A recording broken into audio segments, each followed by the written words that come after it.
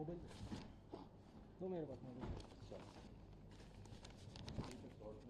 Mobile. जय हिंद, वंदे मातरम। मेरा नाम है जवान चंदू चौहान। 9 साल पहले आपने सभी ने सुना होगा सर्जिकल स्ट्राइक हुआ था 29 सितंबर 2016 के दिन। और 19 सितंबर 2016 के दिन क्या हुआ था ये किसी को पता नहीं होगा, तो मैं याद दिला देना चाहता हूं। हमारी जवानों की शहादत हुई थी। उन पाकिस्तान वालों ने हमारे जवानों की गर्दन काट के भाग गए। रात को सोते टाइम हमारे जवानों के साथ इस तरह कारनामा करके पाकिस्तान ने दिखाया। उस टाइम में हमारे देश में जो गुस्सा आपके अंदर था उससे भी ज्यादा गुस्सा हमारे जवानों के बीच में चल रहा था। और हाँ, ये वही जवान हूं जो पाकिस्तान में 2 लोगों को ठोक के आता हूं। और आज मैं अपनी पीड़ा माननीय सांसद जी संजय सिंह सर के माध्यम से और हरिंदर भाई जिसने ये आवाज मेरे साथ मुझे एक सपोर्ट दिया, और इस माध्यम से मैं आपके सामने आज प्रेजेंटेशन कर रहा हूं। मुझे देश की किसी मीडिया ने नहीं दिखाया, देश की नेशनल टेलीविजन चैनल ने बड़ा चढ़ा के दिखाया। आज पाकिस्तान में नेशनल न्यूज टेलीविजन चैनल में उन्होंने किस तरह क्या क्या हुआ, ये सारी हकीकत मैं आज रखना चाहता हूं। इसके बाद मेरे साथ क्या हुआ मुझे नहीं पता, पर हाँ, एक देश का जवान होने के नाते सच्चाई आपके सामने रखना चाहता हूं। ये जो किया था मैंने, ये अपने देश के लिए किया था, ना किसी और के लिए। मेरी देशभक्ति कर उठाने वाले सवाल का जवाब मैं देना चाहता हूं। ये देखिए, भारत जा रही है।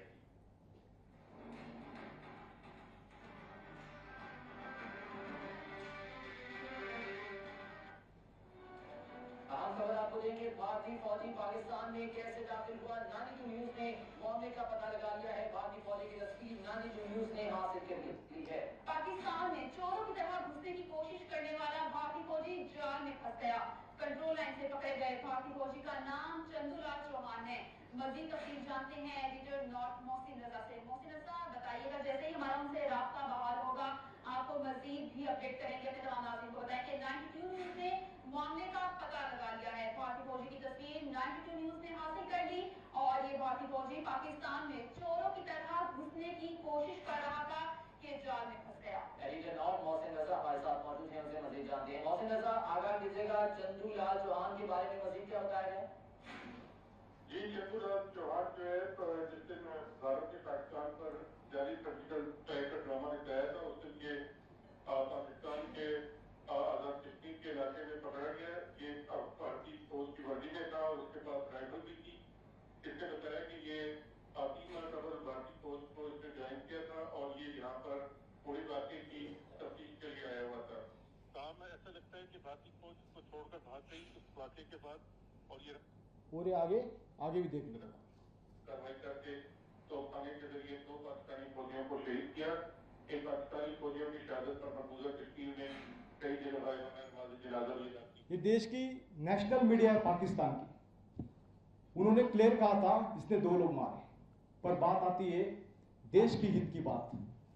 भारत सरकार ने डिप्लोमेटिक चैनल के माध्यम से कोशिश की और कहा गया पूरे देश की नेशनल टेलीविजन के चैनल के सामने कि ये चंदू चौहान गलती से बॉर्डर क्रॉस करके गया। और आज ये जवान जब अपने देश की बात आती है, सुरक्षा की बात आती है, तब ये जवान कोऑपरेट करता है और कहता है कि हाँ मैं गलती से गया था, क्योंकि सुरक्षा मामला। और 2024 तक मैं देश की सेवा करता हूं। उस बीच के दौरान जब मेरे सामने प्रताड़ना होती है, जिस तरह हरिंदर भाई ने बात कही, आज मेरे खिलाफ भी एफआईआर हुई थी। मैं सेंट्रल जेल में था नासिक में। किस कारण की वर्ष कि मेरे यूट्यूब चैनल पे मैंने बताई कि घरों में काम करवाते हैं मेरे साथ जो जवान जुड़ गए, जो डिसमिस कर दिया उन जवानों को जिन्होंने 11-11 साल सेवा की, वो देश में नौकरी नहीं कर सकता।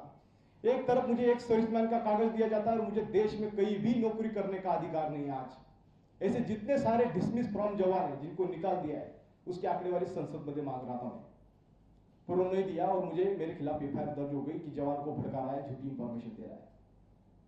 अगर ये मेरा कर्तव्य है, मेरे देश की सेना, जिस तरह हरिंदर भाई ने भी आवाज उठाई, ये सारे हम पीड़ित जवान, इसके खिलाफ एफआईआर दर्ज हुई। हम कोई दुश्मन नहीं, हम आपके जवान हैं, हम हमारी भारत माता के जवान हैं, पर हमारी पीड़ा इतना है मैं शब्दों में वर्णन करना नहीं चाहता उचित। मैंने देश के लिए किया था, जो कुछ किया था पाकिस्तान में, जो आपने आपका खून खुला था वही मेरा भी खून खुला था। मैंने 2 लोग ठोके, आज मैं अपने ही घर पे न्याय की गुहार लाता हूं। रक्षा मंत्री जी को पत्र लिखा है, ये सारे प्रूफ मेरे पास एविडेंस है। मुझे देश में कहीं की नौकरी करने का अधिकार नहीं, मुझे पेंशन तक नहीं है। क्यों? मैंने कौन सा जुल्म किया? ये सवाल मैं आप लोगों से सवाल करता हूं। जो देश की मीडिया आज मेरा दर्द दिखा रही है, माननीय संजय सिंह सर को मैं बहुत आभार व्यक्त करता हूं कि इन्होंने आज हमारी बात, देश का कोई भी पॉलिटिकल, मैं भी गया, मैं भी भीख मांगी, पर किसी ने हमारी आवाज नहीं उठाई। वो उठाई संजय सिंह, जिन्होंने आज जवानों की बात रखते हैं। हमें लगा था तो हम आए थे मिलने के लिए, तो इन्होंने बोला था बोला जवान की बात रहेगी तो मैं जरूर इसको पार्लियामेंट तक उठाऊंगा। और मैंने देखा हरिंदर भाई का भी उन्होंने पार्लियामेंट में उठाया, तो मैं आया हिम्मत जुटाते हुए। हरिंदर भाई ने भी मेरे से कांटेक्ट किया। मैंने बोला यार मैं भी थक चुका हूँ, ये सारी बदलना से इस तरह मैं जेल में चला गया, कोई आता नहीं बात में, सारे चुपचाप करा दिया जाता। मेरे पास कोई कोर्ट नहीं, और मेरा जामीन किस लिए हुआ? मेरा एक वकील है जिसने फ्री में केस लड़ी।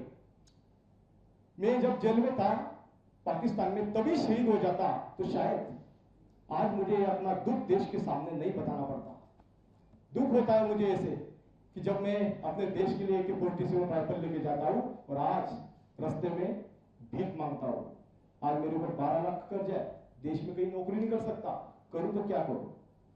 मैंने तो राष्ट्रपति को भी ऑन ड्यूटी होते हुए 2019 में ही ऑन ड्यूटी होते हुए मैंने राष्ट्रपति जी को लिखित पत्र में कहा कि मुझे इच्छा मृत्यु लेटर दे दो सर, इच्छा मृत्यु की परमिशन दिया जाए। इस तरह की मेरी प्रताड़ना है, जो मैं और बहुत कुछ है बोलने वाला, पर अगर समय नहीं रहेगा तो मैं ज्यादा बोल नहीं पाऊंगा। बाकी बहुत सारे जवान आपको बताएंगे इसके बाद मेरे ऊपर क्या क्या होगा, ये मैं नहीं जानता। मैं सवाल आपको करके जा रहा हूं। एक जवान है जो दुख मैं बताना आज मतलब मैं हल्का हुआ। मेरा दिल जो इतने दिन से मैं 2 साल से कंटिन्यू प्रयास कर रहा था, मैं शब्दों में वर्णन नहीं करूंगा, पर मैंने जो कुछ किया था अपने देश के लिए किया था। मेरा भाई भी देश की सेवा करता है, दुख होता है ऐसे जब एक अभिनंदन जी आते हैं उनको नवाजा जाता है, अच्छी बात है, पर हमारा दुख कोई नहीं सुनता है। जवान होना, इसी जगह कोई अफसर होता तो बहुत कुछ होता। इसीलिए मैंने कहा है जिन जवानों को पनिशमेंट देते हैं तब वीडियो ऑडियोग्राफी करा दो, 1 कॉपी जवान को दो, ताकि दूध का दूध पानी का पानी हो जाए। जिन जवानों को निकालते हैं उनको आर्टिकल संविधान के हिसाब से 21 के हिसाब से उनको राज्य सरकार आदर सम्मान दे। अगर हमने कोई गलत नहीं किया है तो हमें कम से कम जीने का तो अधिकार दे। हम गर्दन झुका के नहीं चलना चाहते। हमें निकाल दिया तो हम इतना गलत काम नहीं किया, हमने देश के लिए किया था। आपने देखा होगा जब अंग्रेज उस टाइम में जब लड़ाई लड़ती थी तब घरों में लेके चले जाते थे। आज ऐसी हालत है कि अगर घरों में काम नहीं किया तो सीधा ही जाओ भर गए, छोटे आरोप लगा के 5 बार पनिशमेंट दिया छोटे आरोप के तहत। मैं वो भी सहता रहा, फिर बाद में मुझे 2024 में जाओ बुरा खा इस तरह की काम करके मुझे घर भेजा। मैं राष्ट्रपति को मिला, मैं उसके बाद रक्षा मंत्री मनोहर पर्रिकर को भी मिला था। मैंने कॉर्पोरेट किया, पर कॉर्पोरेट का फल मुझे ये मिला सिक्योरिटी के नाम पे कि चंदू चौहान गलत है और गलती से गया है। मैं गलती से नहीं गया, मैं अपने देश के लिए उन गद्दारों को ठोकने गया था जिन्होंने अपने देश के लोगों के साथ कायराना हरकत की थी। और यही है सच्चाई एक जवान की। और मैं आभार व्यक्त करता हूँ आपका सभी का सर, जिन्होंने आप मुझे देश के सामने रखने की मौका दिया। और मैं इसके बाद भी कैसे प्रताड़ना से गुजरता हूँ ये मैं अभी वर्णन नहीं करना चाहता। धन्यवाद। आ जाओ शंकर जी। शंकर गुर्जर जी अभी सेना में हैं, वो भी सेवादारी का विरोध कर रहे हैं।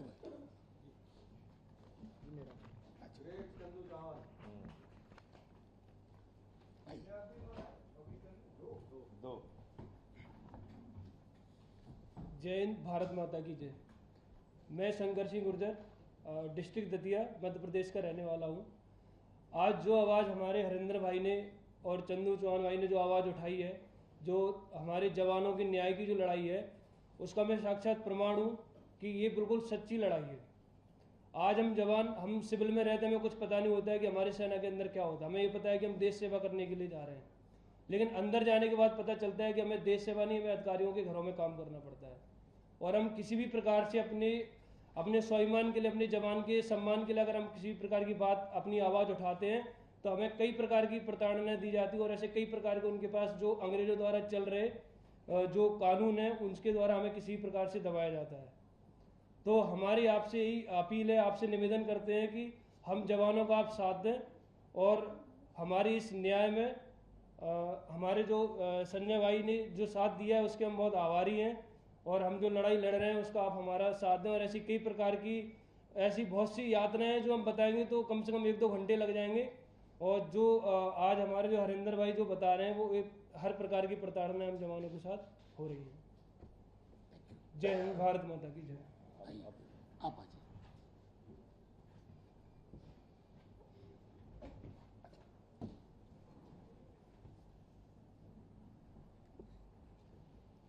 जय हिंद। जय हिंद। मेरा नाम नरेंद्र है। I am from Telangana. मैं 5 साल नौकरी किया था इंडियन आर्मी में। मैं सोचा था वो उसमें ज्वाइन होने से पहले बहुत अच्छा से रहेगा, लेकिन उसके अंदर जाने के बाद एक गुलामी की तरह जीना पड़ रहा है। मैं जब मेरा नाम लिया था बड्डी जाने के लिए, मतलब सहायक सिस्टम, मैंने मना किया था, फिर भी ज़बरदस्ती साहब ने मेरा नाम लिया। फिर 4 महीने मेरे साथ साहब का घर में काम करना पड़ा मुझे। फिर उसके बाद मुझे लगा कि मैं देश के लिए सेवा करने के लिए आया था, लेकिन इनका सेवा करने के लिए नहीं आया। फिर मुझे ऐसा लगा कि नहीं, I can't live like a slave in Indian army, इसलिए मैंने छोड़ दिया। अगर आपको मैं ये कहना चाहता हूँ, सेना के अंदर जितने भी जवान हैं, सोल्जर्स, उन सभी लोग ट्रेनिंग के दौरान ऑफिसर मेस में जाते हैं। आप एक बार, आप सबको पता है, एक बार आप ट्राई कर, मतलब कोशिश कर लो, जो भी ऑफिसर मेस है इंडिया के अंदर, सुबह 5 बजे 2 गाड़ी चले जाते हैं, मतलब जो ट्रेनिंग कोर्सेस रहते हैं उनको भेज देते हैं उसमें काम करने के लिए। वो लोग फिर शाम को आ जाते हैं, रात को। आप लोगों को मैं इस मीडिया के द्वारा ये कहना चाहता हूँ, बस सबको जय Hind. Thank you. Ajay sir. नहीं, अगर इससे संबंधित कोई सवाल हो आप लोगों के, क्योंकि ये सेल्फ एक्सप्लेनेटरी था, संजय भाई ने इंट्रोड्यूस किया, उसके बाद सबने अपनी पीड़ा, चाहे चंदू जी की पीड़ा हो, हरिंदर जी की हो, हमारे बाकी साथियों की हो, एक फ्यूडल स्ट्रक्चर जो चल रहा है, ये तो सपना लेके गए थे कि देश के लिए लड़ रहे हैं, या चंदू जी देश के लिए एडवेंचर किया और डिसोन कर देते हैं, बिला वजह के इल्जाम लगाते हैं, कहीं का नहीं छोड़ते हैं। तो इससे संबंधित अगर कोई प्रश्न आपके समक्ष, आपके पास हो तो पूछें, और अन्यथा आपसे आग्रह होगा कि इसको जितना आप प्रसारित कर पाए, ताकि जिन लोगों को लगता है इंडियन आर्मी का शौर्य, वो गौरव, वो आर्मी का शौर्य और गौरव है, किसी व्यक्ति का नहीं, किसी पॉलिटिकल पार्टी का नहीं।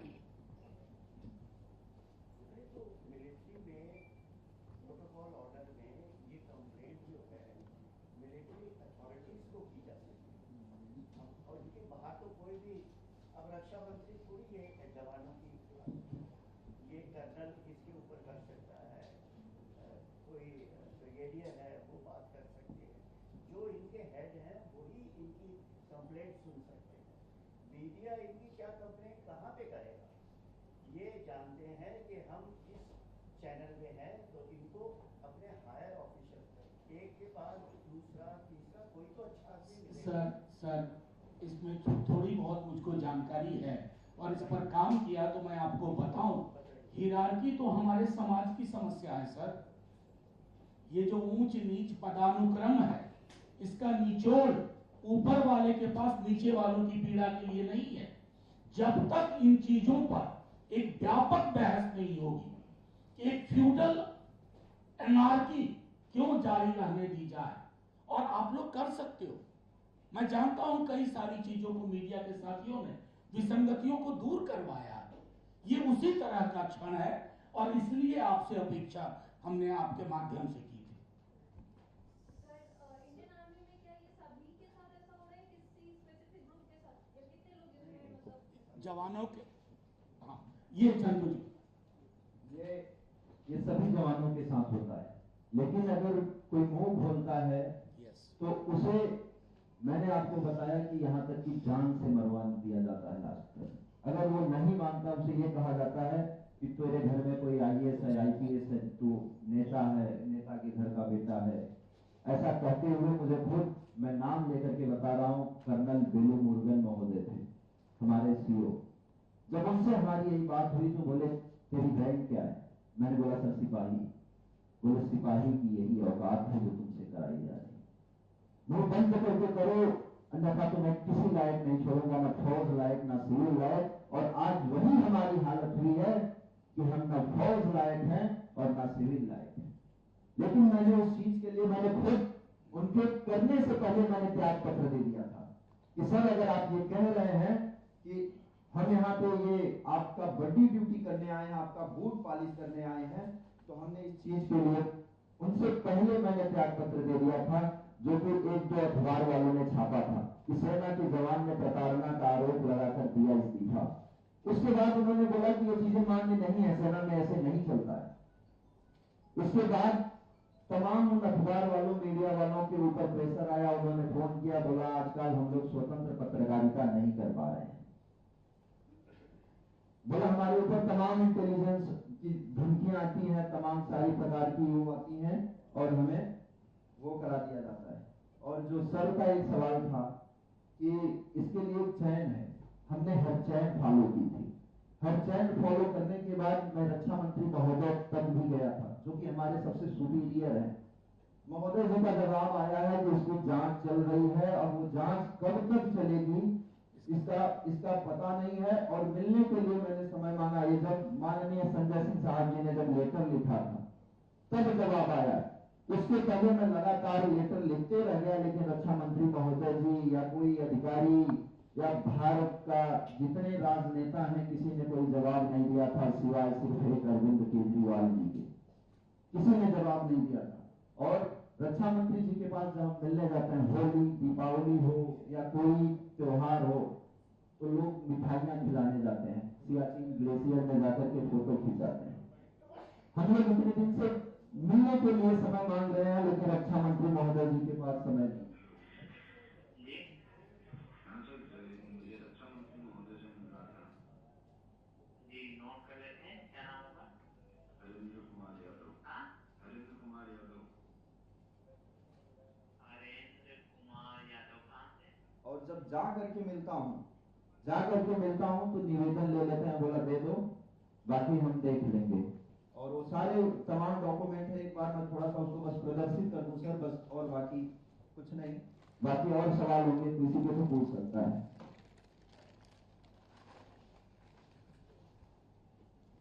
ये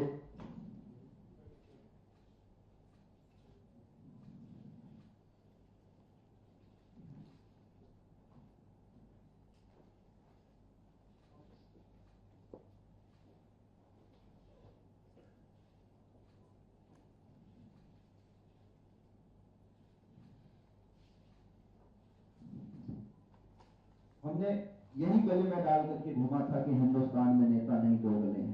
जब लगातार सबसे मिल करके थक गया था, तो बाद में मुझे माननीय संजय सिंह साहब जी ने विश्वास दिलाया कि नहीं, अभी हम जिंदा हैं, ये वही धरती है।